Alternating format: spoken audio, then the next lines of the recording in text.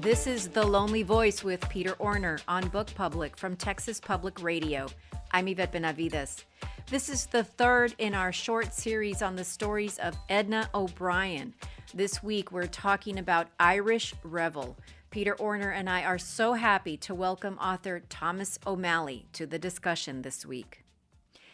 In Edna O'Brien's Irish Revel, Mary is a 17-year-old girl who's been invited to a party in town. She dons a black dress that belonged to no one in particular in her family, but came to her small farm home in Ireland all the way from America.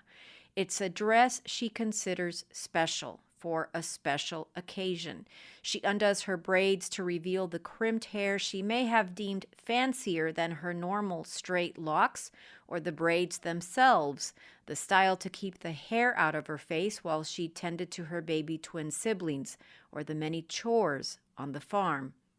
Her efforts to look special or fancy go unnoticed, and she can't shake the image of the mountainy girl assigned to her by the other girls at the party. Mary's bicycle is only as reliable as its front flat tire, but off she goes to the party at the commercial hotel. She thinks she will see again John Rowland, a man for whom she's carried a torch for 2 years.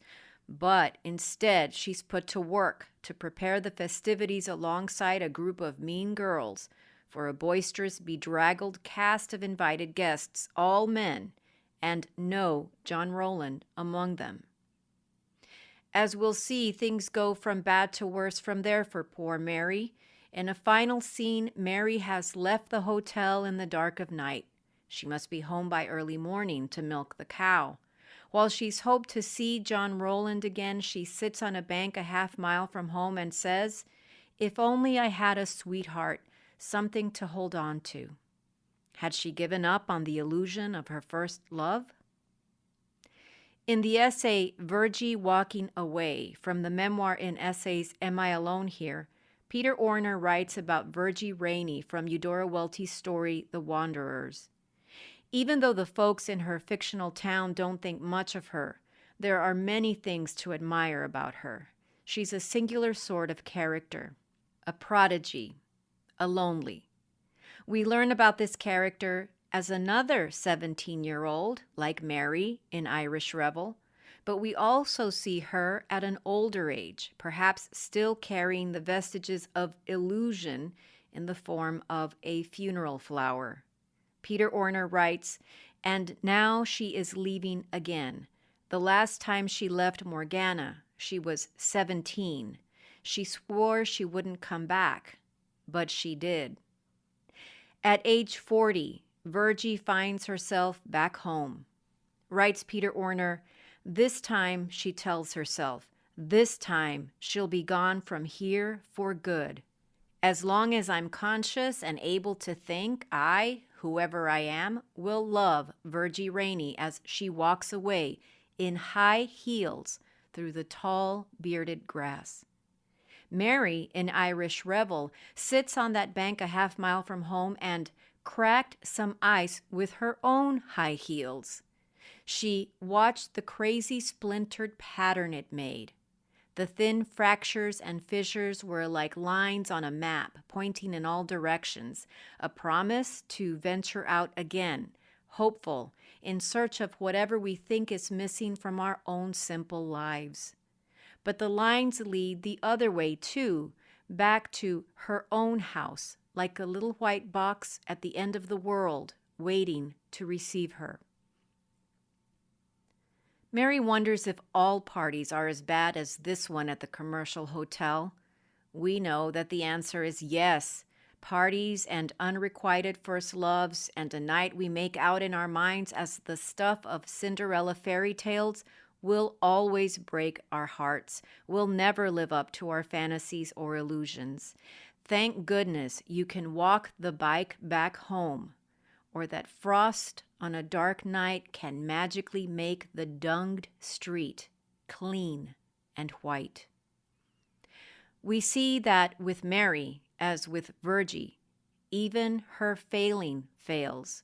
She's never fallen so low, she can't get up again. Endless the roads that bring us back home, writes Peter Orner. Endless the roads that carry us away again. Let's get carried away then with Edna O'Brien's Irish Revel. Peter Orner and I welcome a very special guest to The Lonely Voice on Book Public. We're joined by author Thomas O'Malley.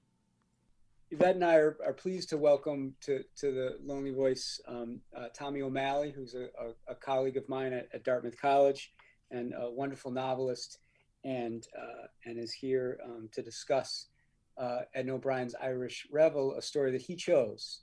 So he's going to help us discuss the story and also talk about why it's a particularly important story to him in his literary life. Hello, everyone. Hello, Yvette. Hello, Peter. Why is this such an important story to you? You know, and that's a difficult question because I would say that almost every Edna O'Brien story is important to me.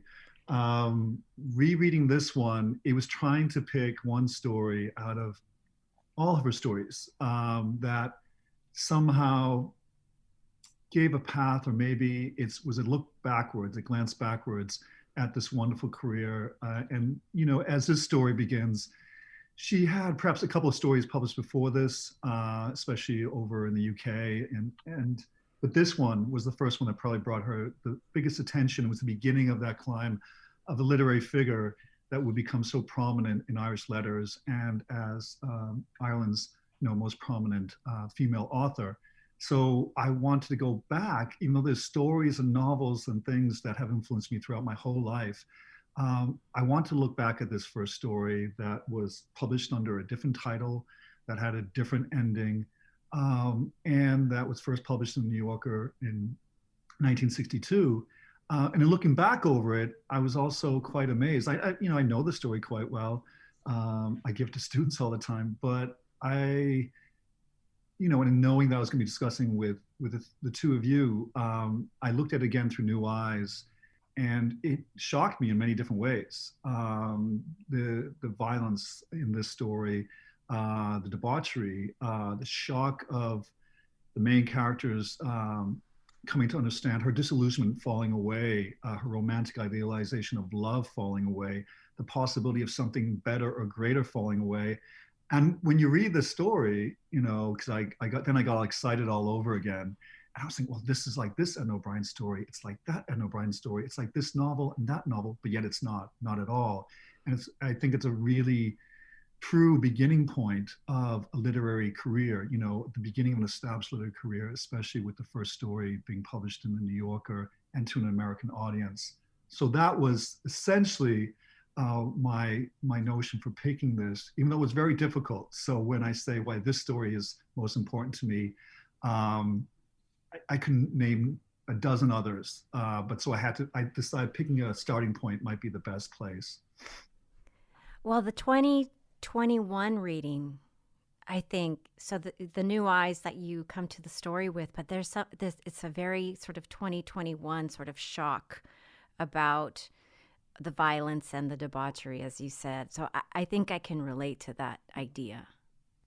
Yeah, when, in rereading it, and my students always have a certain, because it begins in somewhat, it's not typical by any means, but it's somewhat in an Irish ideal that is familiar. It begins in a rural setting with a young girl coming down from the hills towards, her notion of urbanity, in the town, where the life is going to be. And it's more than that. It's a lot of dreams and hopes of what is about to come and who she thinks is there that isn't. And it's her notion of herself as a country girl in relationship to living in the hills, and then the people that she meets in the town and their understanding perspective of country folk. And what begins rather idyllically with this romanticized notion of love, or what she thinks is love. She's 15 when she first comes across this stranger, this British painter, and has held on to that notion of this man. And then how quickly that, and I think artfully, that is turned upside down and inverted And it's also wonderfully reflected in O'Brien's prose through the perspective and the gaze on the landscape. And that's, of course, very Joycean as well. And that particular detail of that you might say is very Irish or very rural, of noticing the aspects of nature, whether it's the firs, whether it's the hawthorn or the fuchsia on the hills, or even the wonderfully, of course, Irish cow dung, that are all there, and they all become a reflective image of not only the events, but also her emotions throughout it. Well, once we get the initial exposition about things, about this invitation that has come the same day as the party, and we realize that she does have some illusions about what will happen, you're right. There is this looking at the natural world when she looks back at her house. It was the only house back there on the mountain, small, whitewashed, with a few trees around it, and a patch at the back which they called a kitchen garden. There was a rhubarb bed. I really made note of this fact that she has all this illusion about what's to come, and as soon as she leaves with this kind of wonky front tire on her bike, she's still looking back at the house. I found it very poignant, and I also found it very interesting that there is this, not just looking back at her house, and obviously this place that's so familiar to her compared to where she's about to go, but that she imbues it with this idea of the natural landscape too. This is the opening of a few pages of the story where she's been a young girl's been invited to a party, right? Like Tommy says, like, we're not in any kind of radically different type of story here. And I kept thinking, actually, at what point does it become like an Edna O'Brien story? And there are many points where I felt like that. For example, God, I thought it was someone important when the girl answers the door at the hotel. But even earlier than that, I think the place that you point to, Yvette, where she stops the bike. It's a long hill, so she's going to walk down the hill, and that's the occasion for her turning around and looking back at her house. There was a rhubarb bed and shrubs over which they emptied tea leaves and a stretch of grass where in the summer they had a chicken run, moving it from one patch to the next every other day. She looked away. She's done, and now she's free to think about this guy who stayed with them for a while, which is actually a weirdly sexy reminiscence of him later on in the story. At this point, the physicality, even before she has gotten into town where they're going to have this party, where she is presumably an attendee to the party, right? Mm-hmm. And then I think there's this pretty shocking, and what Ed O'Brien, she can do so many things. I think, I don't know, Tommy, I feel like Edna O'Brien's taken for granted. Like she can do literally everything. And one of the things she does here is when the young woman, Mary, arrives at the hotel, it becomes obvious from the first second that she is not there as an attendee to the party. She's there to work at the party, which is completely blows everything out of the water. She's in her best dress, the dress from America. The dress that no one's allowed to wear. And so it's like incredibly tense. But what's so beautiful about what happens when she arrives and realizes that she's going to be the waitress at the party is that we kind of realize that before she does, as readers. And it's this weird feeling of just being ahead of a character and seeing her sort of literally like walking the plank. Yeah. And that's the story, just totally. And it had been a long time. Thank you so much, Tommy, for suggesting, because it's been a long time since I had read this. And for me, it really was swamped by some of the others in her career. But man. Peter, what you say about walking the plank, I think that is perfect, that there is a certain understanding. I think that's preceded that her understanding is also poised or suspended by all the images we have of John Rowland before we get there, that she's still caught up in this bubble of him. And as you also mentioned, the turning him away from the home, and everything that means. The mother has given her the best dress, said, don't lose your head, has blessed her with holy water. don't drink alcohol. And now, once she turns away from that, she is free to romanticize about her understanding of this relationship with John Rowland, the older man.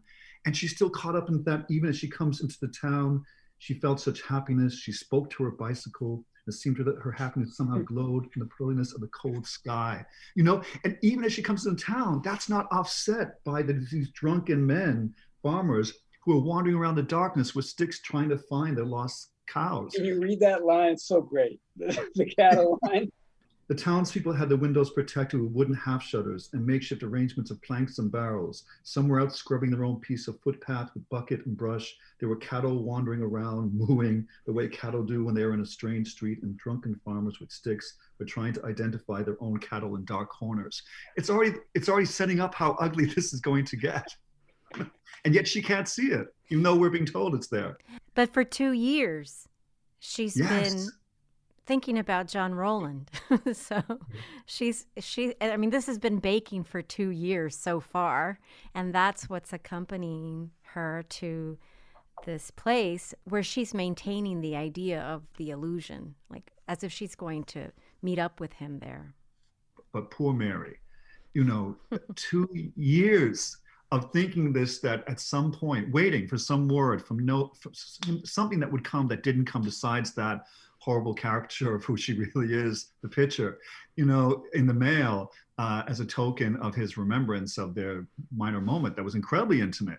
You reread that, and you're like, this is so intimate. It's, and you think of him as an older man with, or a fully mature man with a wife and children, and he's with a 15-year-old. There's multiple levels here where at every moment you're cringing just a little bit, and then you're cringing a lot. But hoping for the best. I mean, I feel like, like this could work out. Of course, yeah. I'm torn between it. It seems like this is going to be, and she does. Well, we don't want to cut to the chase too much, but I mean, she survives this night, which she does, and she survives the night because of that wonderfully brief, but I thought quite telling moment of female community and shelter, of sisterhood, that it's nowhere else evident. They're just throwing her under the bus left and right. They're not doing any work. But in the one moment when it most matters, they rally around her to protect her from the advances of O'Toole. Without that, I'm not so sure that the night ends quite as well. He's rampaging out in the hallway. He's turning on the taps, and the porter is running everywhere because he's so frustrated that he's been turned away. O'Brien is, again, like kind of, she specializes in everything, so there's no way to. But this idea, like she'll go there, she'll allow people to have a moment, but she's not going to end there. That's not going to be the upshot. This story is not ultimately about communion. It's about being alone. This girl, ends up, having this moment, but then, has to steal away in the morning through the porter on the ground. I just feel like O'Brien never lets you rest with that. It's going to be rough. It's going to be always rough. You might survive, but it's going to be rough. I'm glad you mentioned the sisterhood, because the very first thing we hear from those girls is, God, I thought it was someone important. Another girl. I'll go on out of here. Go away. Yeah, come in or stay out. Yeah, it's terrible. And then they're making fun of, there's that other notion of having heirs. And I like going above your station or trying to look the part, which you can't do, and she's not even from the town. She's a country person. There's one mention too. And they're making fun of her dress. They're making fun of her hair. It's not till later when they do try to comfort her. I think one of the girls says to her, "Oh, you have beautiful hair." Yeah.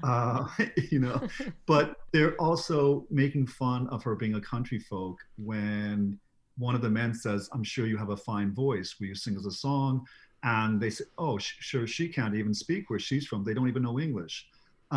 This constant denigration to her character, again, which is another part of the falling away of the illusion of the fantasy.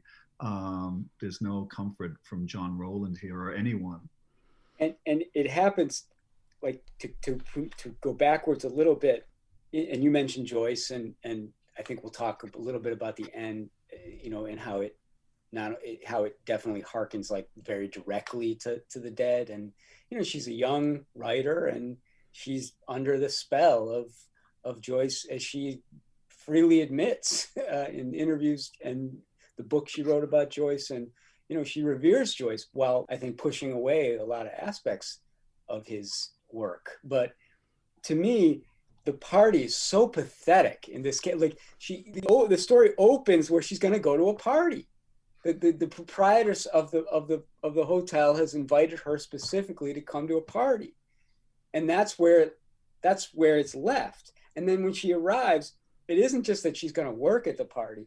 This is a pathetic party. This is a going away party for the local customs and excise officer who was Brogan, retiring, right? because his wife won some money in the sweep, which I assume is the lottery. Right. Yeah. 2,000 pounds. He's going to retire now. His wife lived 30 miles away on the far side of Limerick, and he lodged in the commercial hotel from Monday to Friday, going home for the weekends. He had a pretty good deal for a while there. This is the party. I mean, this is some party. Right? And and what that implies, he's talking about is what they're talking about with this winning, that they might go to Lourdes, this holy pilgrimage site, and yet he's stopping at the commercial every week to have his time with Mrs. Rogers. Right. There's a time later on where she's on his lap, and then he's in the bed in the morning, and it's one moment of just these people, and it gets worse, and it's done so subtly. I don't want to jump ahead, but can we just one thing? Yeah. You compare it to the party and the dead, right? Which is there's pathetic moments, but it's a glorious. I wanted to be at that party. I mean, Freddie's drunk and all kinds of shit's going on there, but this party I would never have wanted to be an attendee at. Like, give me Gabriel Conroy and his stupid speech, right? God, yes. And the music and the dancing, but this, at the minute, this is not the dead, even though she is speaking to it. I think she's like, you want that? I'll give you that. I'll give you the party at the commercial hotel. That is, I think, it's too, with the fitting Joycean bells in the background, and Gabriel Conroy. Right. Listening up the stairwell to them playing The Last of Opera. Gorgeous, right? Gorgeous. And this isn't at all. No, while she's expecting to move into her reverie about John Rowland, the first man she sees is this man who's saying, "I can't chew, I have no teeth," and has watery eyes and is blinking childishly up at the girl. It's not a fun party. It's not going to be fun. She's realizing this. And then, as you said, she finds out she's going to have to work at the party. It's not a great party. And on top of it, she has to do some work. The work that she has to do also begins to just reduce her sense of self and personhood, that it's not just the work of a menial laborer that has just been called upon to do this because she's someone from the country and it's expected that they do this, that they would even be grateful for it without pay. But more and more, that's, as I reread this and revisited, the way that herself, her young womanhood, she's 17, and as a person is reduced again and again and again. And that comparison to Gabriel Conroy in The Dead, whereas he is a participant in the party, she is much like the wait staff in The Dead who are looking at the revelers. And her one moment where she can reflect back upon something more than that is imagining them having the party and looking out the window. She's preparing for it, and projecting what this party would be like. Having eaten, they would dance and sing and tell ghost stories. In the morning, she would have to get up early and be home in time to milk. She moved towards a dark pane of window with a glass in her hand, and looked out at the dirty streets, remembering how once she had danced with John on the upper road. And then it moves back into that brief moment of time, something to sustain her, to buoy her in that moment. And then that falls away, that last remembrance of John Rowland. And then from there on, it's like a steam train toward the end. This is not a young woman who is not used to hard work. She's used to Right. working hard. And she's also used to sleeping in the same bed with the baby twins. Mhm. And I was thinking about how she has to share the space at the hotel with the other girls, and that description of the girls' feet in between the faces of the of the other girls lying on the bed the other way. You know, I feel like maybe she doesn't expect too much, except for this night. This was going to be the Irish Revel. This was going to be the big party, the dress, the the hair that she braided, and then she combs out the braid so her hair is kind of crimped, and that's kind of fancy for her. And at every turn, things are just, the illusion is shattered. I mean, it's beyond, it can't shatter, it couldn't possibly shatter anymore. It's dust at every single turn. So when Doris says, "Take these," and hands Mary bunches of yellowed bills crammed on skewers, "Do this, do that," they ordered her around like a maid. She dusted the piano, tops and sides, and the yellow and black keys, then the surround and the wainscoting. The dust, thick on everything, had settled into a hard film because of the damp in that room. A party. She'd have been as well off at home. At least it was clean dirt, attending to calves and pigs and the like. So Mhm. this is worse than the hard work back at home. To me, that's about the only one of the few times that she almost comes close to complaining, because it's seamless. She doesn't. She's shocked. She cries when she's alone. There's a few moments, but she never stops working. And at the very moment that Mrs. Rogers says, "You're here to work," she starts working. I mean, it's immediate. Right. The shock doesn't stymie her instinct to just start working. In the front room, Mary polished glasses. Tears ran down her cheeks, so she did not put on the light. She foresaw how the party would be. They would all stand around and consume the goose, which was now simmering in the turf range. The men would be drunk, the girls giggling. Having eaten, they would dance and sing and tell ghost stories. And in the morning, the same part that you read before. But next is, she moved towards the dark pane of window with a glass in her hand and looked out at the dirtied streets, remembering how once she had danced with John. So there's this whole section about John Rowland that comes next. And I marked it goes on. And this is where we realize that she had spent quite a lot of sort of quality time with him. Yes. The description's very, as you said, intimate and very close and very romantic, and probably the first and only time she's been quite so intimate with another person. Mm-hmm. Yeah, it's really powerful in rereading it to know that this is a thing. At first, you can, I think, dismiss it as a fanciful notion of a young girl, but then when you see how intimate the relationship was in this moment and the intimacies that they shared, and yes, she's idealizing, romanticizing John, this man, but it wasn't based on nothing.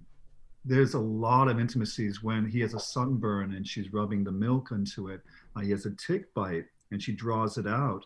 And then they're dancing on the road in the lane to no music. It's incredibly romantic. It's incredibly intimate.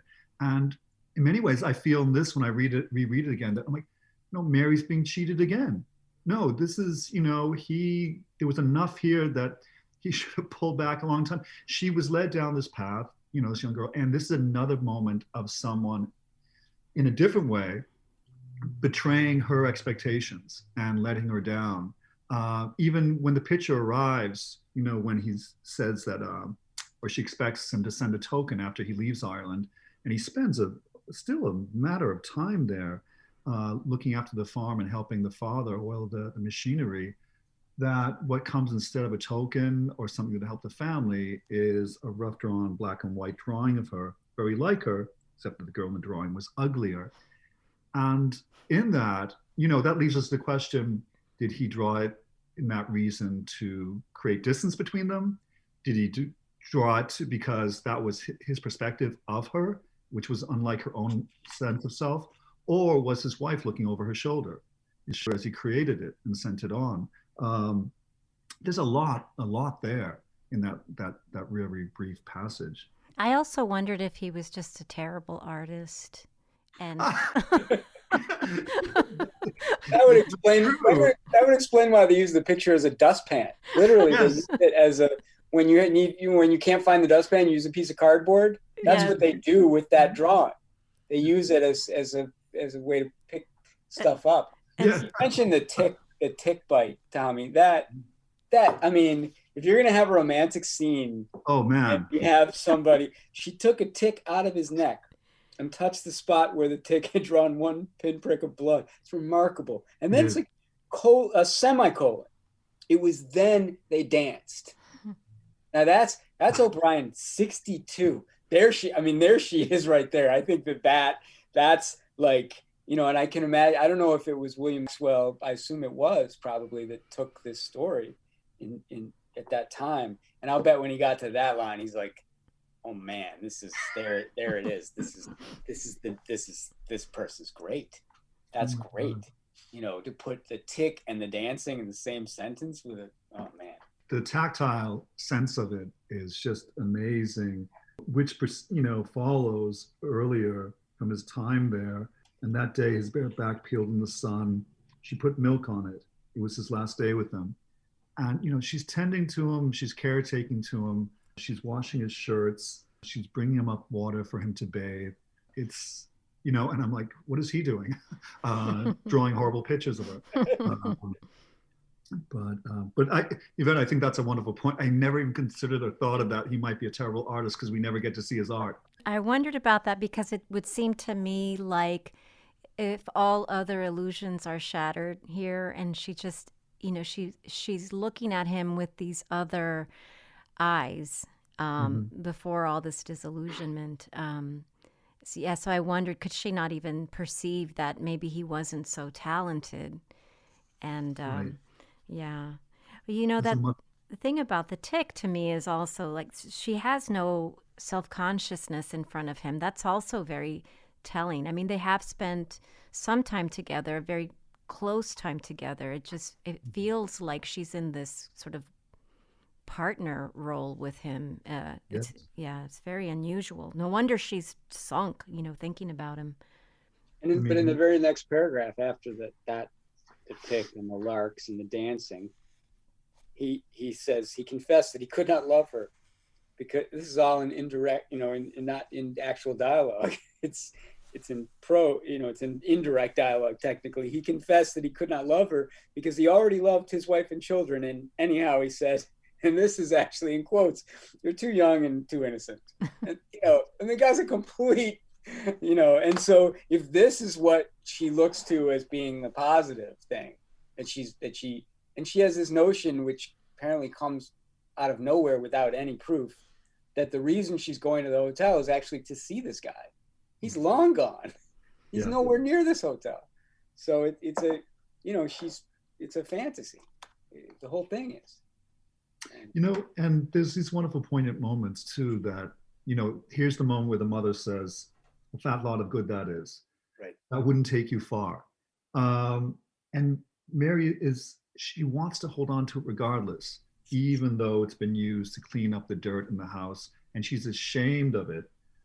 She's ashamed of the fact that she wants to keep it. We're kind of at the heart of the story, right? We're at this party. The party is going exactly how Mary predicted it would, right? Everyone's starting to drink. They're eating the goose.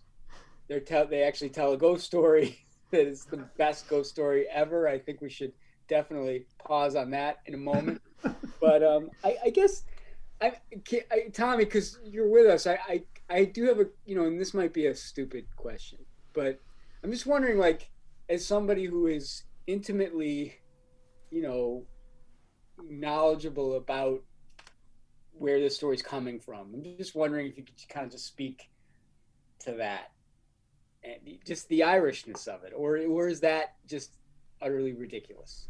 No, I don't think so at all. I think it begins really early, where she changes when she parks her bike against the outside post and wants to get in a rushed into the building, and she decides to go through the pub entrance and then backs away from it because she knows what will be said about that and has to go through the main entrance. There's little nuances like that throughout.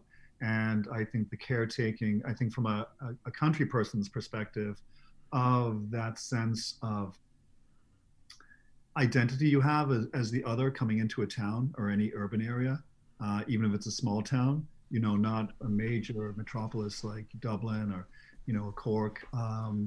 And so I think you feel and you think about the time period of 1962, and Ireland so far beyond the rest of Europe at that time, and catching up slowly, but how rural was, and that heightened expectancy of going into town, going to town of a Friday or Thursday. That was a big event, and this is a major event for her. So you see that, and also in all the different ways in which there's misunderstandings in communication, even in language. And again, the way that she reacts to it, for instance, very quickly, right before we get into the dancing, and it really begins to go downhill because they're so inebriated, but where Hickey says, "I could eat a young child," and the voraciousness of that, but also just the immediacy of it is so shocking to her, and the lack of manners. And there is always, I think, the sense of rural versus the town folk, and again, that distance that's changed here. So all these things, even that she comes in hardworking, as we mentioned earlier, Yvette said it, this woman is not frightened of work, and it may be, to some degree, it is playing on stereotypes, the hardworking, mountainy hill people here, who are somewhat layabouts, and even the workers, they're, the other female workers are in the bathtub or in the bathroom drinking the cider and getting inebriated and saying, "Oh, do you want a lozenge for your breath?" There's all manner of wonderful things, even the way that Mary compares it to it's not actually Mary that compares it to, it should be to Doris O'Byrne, and an illicit drinking establishment. There's a lot of nuance here. It's wonderful, and I don't want to continue on too far and get away off track, but you mentioned early on, Peter, about the way that Edna O'Brien is underappreciated, and over the years, in fact, denigrated. And especially overseas and by critics who call it that old Irish thing she keeps going back to again and again. But in this specific story, in this time period, it's so acute and so precise to these perspectives and to this culture that there's not a moment where I suspend my disbelief that this is someone writing from far outside the experience of it. You mentioned that the other girls drinking, the other girls who were townies who were also there to work the party, but they're not surprised about working the party. They knew perfectly well what they were, going to be told to do. But there's this amazing, and just a small thing, but she says, "Have a cashew take the smell off your breath." I don't know what cashew is. What is that? It's a sweet smelling lozenge for bad breath. Ah, you said that, the lozenge. Great. And so then there's this remarkable line Doris said as she hawed on the bathroom window. And that is exactly what it means. Haw, anyone listening, haw on the mirror. That's what you do. Like that, we always, Yvette and I kid, because sometimes we're too enthusiastic about the writers we talk about. But that is just pure genius to pay that kind of attention. And I think you'd be hard pressed to find anybody who's written the word hog in that way. Maybe they have, but I'd say Edna O'Brien's the first. And you know what? I would say that, here she is, a young writer. What is she in this moment? 32, perhaps? At the publication of it, not even the writing of it. And that, when you hear that word, immediately Joyce comes to mind, and his love play with wordplay. And, and I have a sense that not only is Joyce often musically flooding her as she's writing, and she has her own music as well. That's why, even though she has always been public about her love of his, the way he plays with language, but she's got her own music. And I think this is also another example. And arguably more steeped in a different way, right? Yeah. Her exile, and she certainly was exiled, but her exile was different. Mhm. You know, not by choice in a lot of ways, right? I mean, you know, Edna O'Brien her books were burned. You know, she was demonized in ways that he never, ever experienced. There's a line in the beginning, there's a foreword of my edition with Philip Roth, written by Philip Roth, and he quotes an essay about Joyce, and he says, this is Frank Toohey talking, Roth is quoting him, he says, the world of Nora Barnacle had to wait for the fiction of Edna O'Brien. Mm. It's a not, you know, it's a pithy line, but it does seem there's a bit of a truth to that. Yeah, definitely. It definitely is. So after Hickey says that he could eat a young child, Thanks for bringing us back. I want to. No, I'm struck by this idea that she's surprised that people in towns were so coarse and outspoken. Where here she has to carry around the assumption that the mountainy people are the uncouth, uncivilized ones, right. And she comes face to face with the way that these people are behaving, and then she wished that she were at home. She knew what they were doing at home. The boys at their lessons, her mother baking a cake of wholemeal bread because there was never enough time during the day to bake, her father rolling cigarettes and talking to himself. And then, of course, she thinks about John right after that, right in the same breath. But she wants to go home, and then, of course, the party is now in full swing, where she's having to do all of this work, and everybody's getting drunk and getting wilder by the second. You know, it almost immediately it turns upon the thought after her reminiscing about what they were doing back at home and how she wants to return to it, that this is when everything really turns and takes a darker note. It's almost as if to say, or Edna O'Brien is like, I'm not letting you go home, not for a while yet. Right. You know, there's, especially with the introduction of O'Toole, well, first with the death of the pig that they've killed on the road and the noise that they're summarizing or telling the party about. And it's, you know, it's death, which wasn't immediate. In many ways you feel, okay, is this in some ways setting up poor Mary as she's going to be in this sacrificial role moving forward? And then it introduces O'Toole, and his description of her is so base and derogatory. It's almost shocking. It is shocking.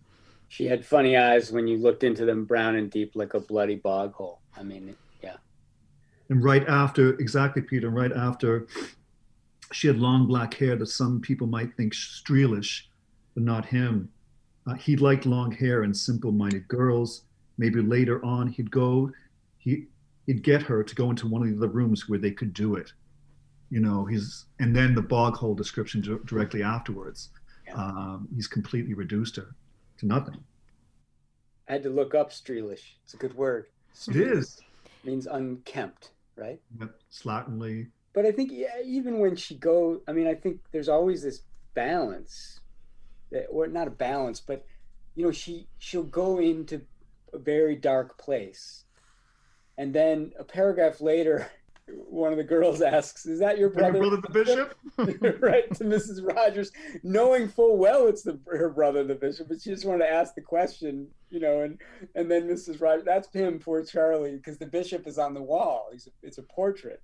I thought at first he was actually there, but he's you know, he's the portrait over the fireplace. It's just, you know, she is always willing to be, like, there's just always life, and she isn't all one thing from paragraph to paragraph. No, she isn't. And, you know, I was going to suggest, and it's perhaps completely off base, but the J that she's, you know, traced into the dust on the picture earlier on is no longer perhaps a reference to John, the would-be lover, but to someone else, and a homage to him in this story. Interesting. But it's still such a great part of the story. Yeah, it is. They're all looking at the picture, and they're all looking at it. Yes, and there's that almost hidden thing. It's a hidden thing, a secret thing for her, something precious to her heart. Yes. If that J is Joyce, he actually makes that somewhat cheesy things. I was like, really? You're She right. actually put the All J? right, I've reduced it. I No, apologize. I think it's less cheesy if it was a little her or Edna O'Brien having fun by putting the J in. I love that. I have a question for you. You mentioned the 2021 reading, and this has come up. It came up in the Love Object, right? Mm-hmm. It's come up in other, other stories we've talked about. Can you talk a little bit about that? Well, I think the main thing for me, I mean, it's really all of the things we've talked about with the 15-year-old Mary and John Rowland, but then also the 17-year-old Mary going to this party with all of these adults who are drinking, and the expectation that she's going to work, but then also the reality that she is not safe. Right. And I don't think that anybody there, except as you said, Tommy, except for the other girls, will come to her rescue. Certainly not any of the other men, apparently. So that, I think that's it for me, is how unsafe she is in this space. Not in the city, not in the urban space, but in this place where she's been invited to enter. And Mrs. Rogers says, "God bless us, Mary. Didn't you give Mr. O'Toole anything to eat yet?" And she thumps her back to hurry her up. She's like a Cinderella. It's just so terrible. It's such a nightmare. To answer your question, Peter, it's just that she's brought out of the safety of her home to be in a really unsafe place where anything can happen. And obviously a lot of strange things really do, a lot of questionable things really do happen. They really do. And, it's hard to imagine that Mrs. Rogers doesn't know what is in store for her by putting her in this unsafe situation in space. At the end of the night, she's trying to get the girls away from everyone, put them together and send them off to bed. But in the interim, she's culpable for the events that occur, and she is witness to much of it, which is also very chilling. From the moment that we begin this narrative with Mary's punctured, rotted tire, it speaks so much to what's coming and what may come, because that is even what precedes her daydreaming about John Rowland. And as we get further and further into it, and we're getting there right now, from the first moment that Hickey, I believe, he touches her hand, her finger, and she doesn't smile at him after he says, "I could eat a young child," he squeezes her finger. And we know that this is, as Peter said, there's a wonderful balance to this, which was balanced out by the dust and the J on the flaccid cleric's face. Portrait, which was also a wonderful description. We know that, again, a flat tire, a touch here, inebriation, a lack of supervision or care for her safety is going to lead to, these events getting darker. And they do. As I read this again, we're going to talk about it now, about O'Toole's lewdness and his acts that rise and escalate in their graphic nature, but also in their threat of violence. It's really chilling. Yeah, this is the point where it just spirals. It just absolutely, it feels like, okay, somebody's lost control of the situation. And then also there's the scene with Long John Salmon and, this line. "Come on, knees up, Mother Brown," O'Toole said to Mary as he jumped around the... I mean, it's just, he's kicking the legs of the chairs. It's very violent. It's really just reached a point of no return, it seems, until Mrs. Rogers can just nudge everybody toward their respective bedrooms, finally. Right. There's almost a sense of... well, we listened to those bells earlier outside of tolling, outside of Peter's space. And there's almost a sense of, with that echo and return to come into the drawing room, Doris, because O'Toole can't remember or is too drunk to remember her real name or care, and which was the original title of the short story, that we hear it repeated again and again 4 times. And at each point, there's a further escalation of the violence and the predatory nature of O'Toole and what he wants to do. And at each moment, you are waiting, hoping. You're tense with the belief that someone in the room will step in and do something. I don't want to get too far ahead, but they not only don't they, there's something about the, whether we call it balance or whatever it is, where these interjections of pretty hilarious material, but that only makes it worse. Like, yes. I love the story that Long John Salmon tells about his brother. It's priceless. Holy Christ, not this again. Right. They don't want to tell the story again. But this is while this other stuff is going on in the room. So it's like, it's almost like she's using tropes to like, to kind of almost like, really, really, dig into this scene, because I'm there, like they're chasing these girls around, these young girls. Meanwhile, they're telling stories and having a good time. Even the good characters, and Long John Salmon, on the scale of good and bad, be up there with utterly oblivious, but different, not chasing the girls around. He's only thinking about going home and swimming in the river, right? But even he does nothing. He does nothing. Nothing. It's pathetic and funny and dangerous all at once. He just wants his mountainy lake and his ablutions, and that's it. I kept thinking that's how Mary's going to be pretty soon. Take me home. Yeah. But Mrs. Rogers really only intercedes when they're going to tell the dirty joke. Yes. So nothing else really seems to move her to intervene, except when they start with the joke. Fire ahead, Hickey told him. Well, there was these three lads, and then she says, "Now, no smut." And no smut, as if smut has not been part of the story from the beginning.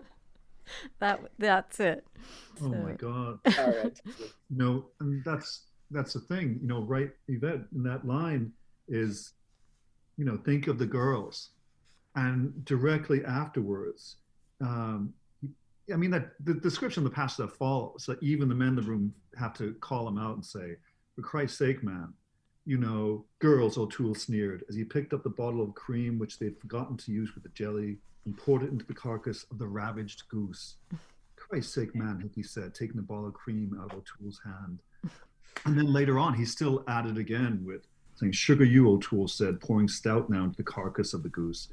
Before this, when each time there was this frightening pause, Peter, you mentioned that despite all these events happening and the balance of O'Brien and the wonderful ghost story that we have between these two moments of O'Toole's persistent, coercive hunting of Mary, that in many ways those pauses of that balance is a lot like letting a tether out or a line, until it draws taut, and then you pull back, and then O'Brien lets us have space again and we can breathe, and then she gives it to us again. That it's 4 times O'Toole says, "Come into the drawing room, Doris," and to the final one where he's raging and he's telling her, "Come into the drawing room, I tell you." He's demanding that she come to the other room with him. But there's that one moment where he says it for the second time after he's put the alcohol, the gin, in her orange juice, even though she's told him not to. Again, frightening then, frightening now. And she begins to feel slightly different, and the feeling frightened her. "Come into the drawing room, Doris," he said, after he's done this, after he's put gin in her orange juice. He said, dancing her right out of the room into the cold passage where he kissed her clumsily. There's a shift here where suddenly they're gone. They're gone for a whole passage while the party, we go back to the other point of view, and the rest of them are still inside the party, and we don't know what's happening out there in the hallway, even though he's just begun to kiss her. And we can almost sense the passage of time ticking off minutes where she's out there with this man that she does not want to be with, while they're ignoring it out in the hallway. And then finally it comes back in. "There is no joy in life," Crystal sobbed. And this is again the art of Edna O'Brien, where she does this in one sentence. As the gramophone made crackling noises, and Mary ran in from the landing away from O'Toole. "I mean business," O'Toole said and winked. And to me, what is frightening is the absence of not showing us what is happening there. Something has happened out there on that landing that we're not privy to. Sure. Good.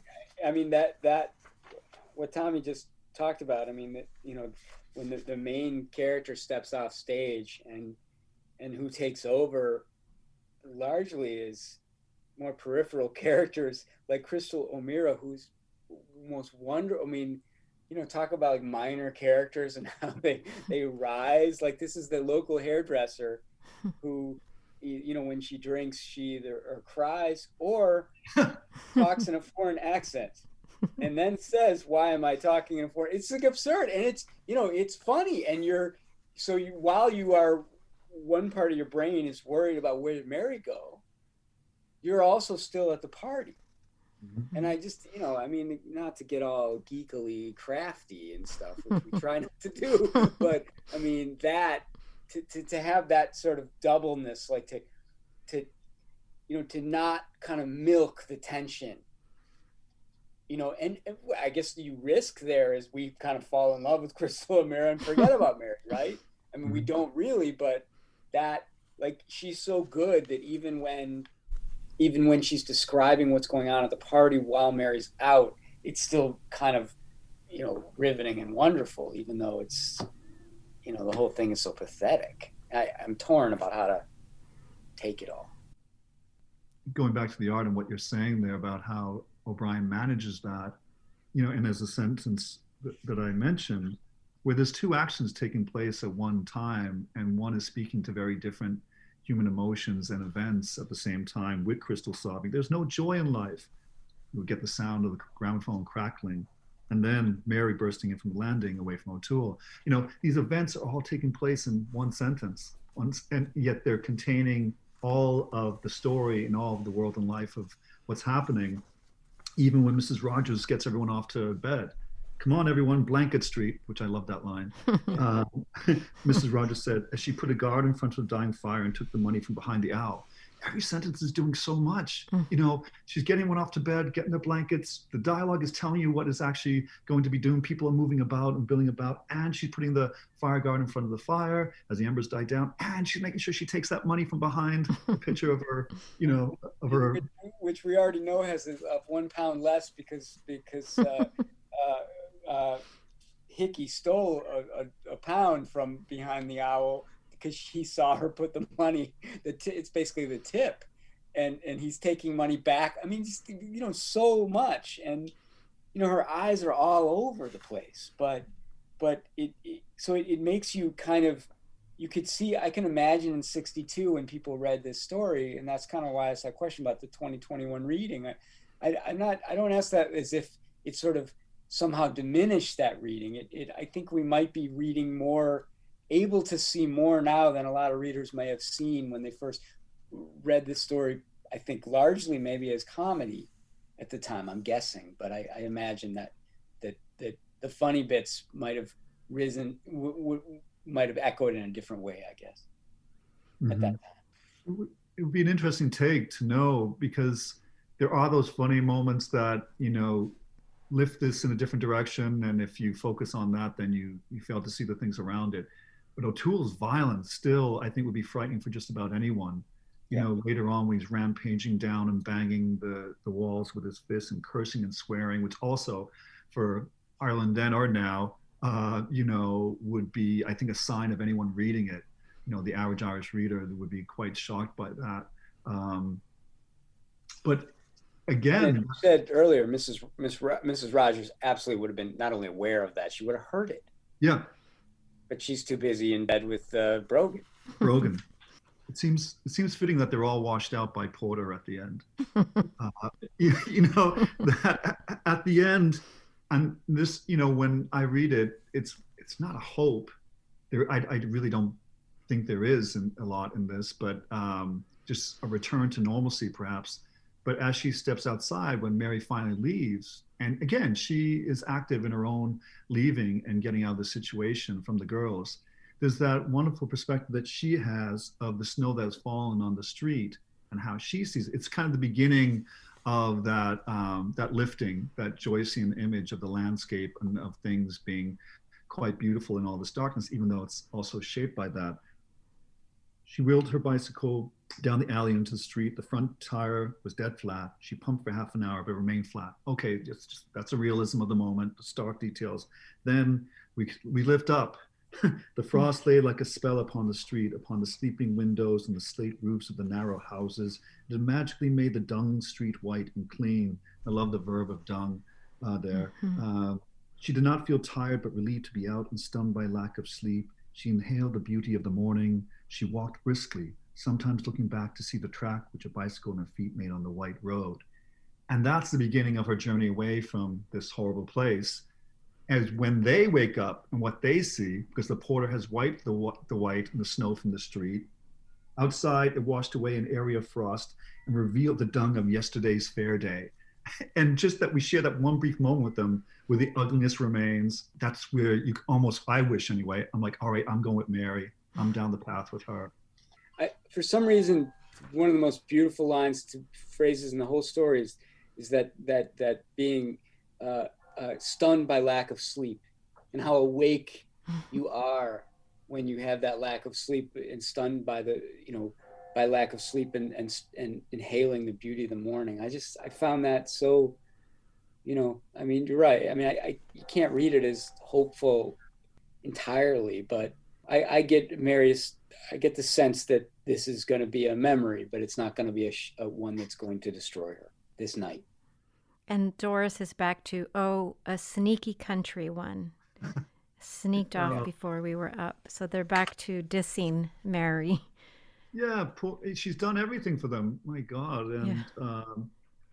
And right after that, it's difficult not to know. Well, you can exactly not notice the art of Edna O'Brien, but there's that wonderful movement in time that's so skillful where Hickey says, I suppose she's home by now. Yeah.